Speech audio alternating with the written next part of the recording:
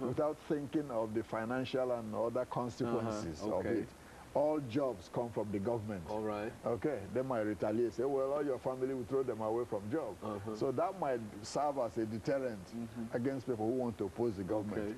See, so we were more successful here because we had the resources. Okay. You know, there were, you know, well-meaning corporations and business people who saw that, you know, it's in their interest for African Americans to have their rights. It's a good business, you know, idea for there to be peace and stability so they can benefit.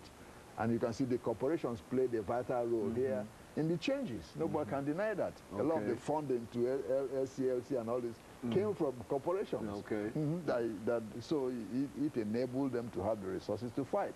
In these other countries, they don't have those resources, you know, available to fight the government because government controls almost 90% of the resources because the economies are mixed in a way, what they call mixed economy. Well, now, it seems to me that this is a terrible waste of human resources, Dr. Madu, is it not? I mean, you've excluded millions and half millions of people in various countries from participating in the social, economic, and political development of a country. Is that not a terrible waste of resources, human resources? Absolutely, absolutely. You know, in South America alone, you have about between 150 to 200 million, you know, Africans who live. Like I said before, Brazil alone has about 90 million.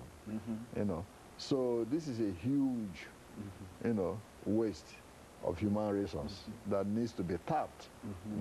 But the only way I think, you know, changes can come quicker, you know, is if the government becomes more democratized. Not just political democracy. You know, voting is one thing. Controlling the means of production and resources is another. Very good. So that's one way the Africans in diaspora can prosper when they start sharing in the economy of those countries where they live, control the resources, or be part of, you know, the group that controls the resources.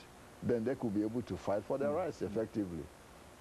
And so you think that Africans in the United States has had a tremendous opportunity over some of the others, primarily because of their ability to agitate and to become politically sensitive to all of these things.